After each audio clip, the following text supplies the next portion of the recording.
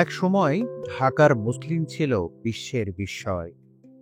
এতটাই সূক্ষ্ম, এতটাই হালকা, তাকে বলা হতো যেন বাতাসেই গাঁথা এক টুকরো স্বপ্ন।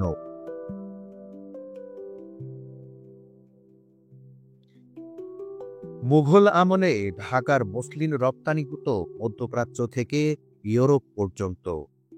কিন্তু ঔপনিবেশিক দমন ও ফটিকার্পাস নামে এক দুর্লভ তুলার বিলুপ্তির কারণে প্রায় 2 শতক আগে নিভে যায় এই শিল্পের আলো।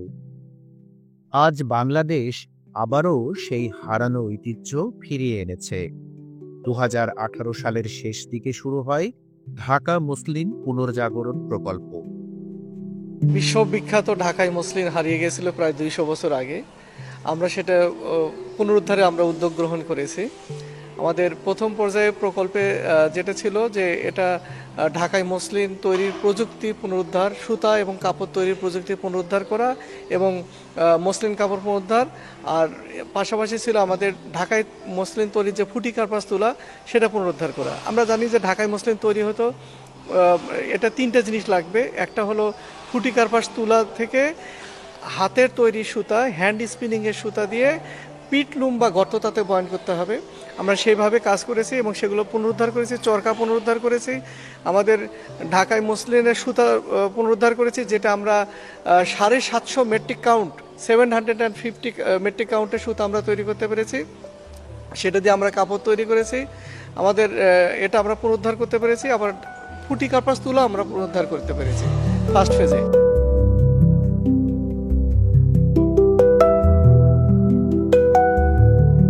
এই মসলিন বুনন এক সহজ কাজ নয়।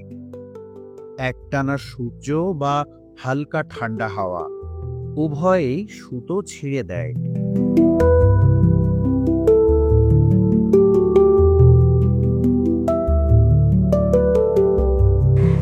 ওরা প্রশিক্ষণ নেওয়াতে আমরা যেমন শিখতে পারছি যে এটা কিভাবে করা যায়, কিভাবে করা যায়।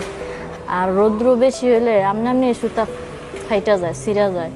আর বেশি ঠান্ডা পড়লো ছিঁড়া যায়, মানে কাজ করা অসম্ভব হয়ে যায়। কিন্তু এইসব কাজ মানে যেই কাজটা মানে ধৈর্য সহকারে আস্তে ধীরে কাজ করতে, ধৈর্য ছাড়া হলে এই কাজ করা অসম্ভব।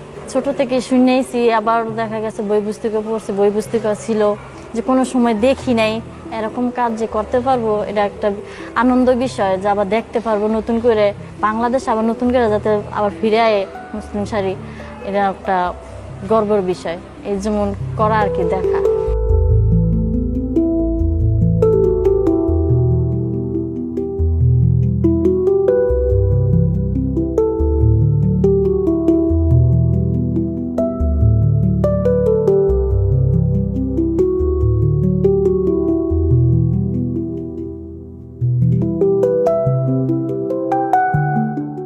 এই কৌশল আজ ফিরিয়ে এনেছেন তাঁত প্রশিক্ষক মহসিনা আক্তার।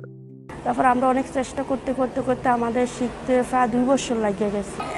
11 জন প্রশিক্ষণ দিয়েছি, দেওয়ার পরে স্যারে ওদেরকে কাজ শিখাইছে। ওদেরকে কাজ শিখাইতে আমার অনেক কষ্ট হয়েছে। ওদেরকে কাজ শিখাইলাম, ওরা কখনো দেখে নাই, অবাক সবাই যে কাজটা কখনো দেখি নাই, কারো মনের আগ্রহ হয় করতে।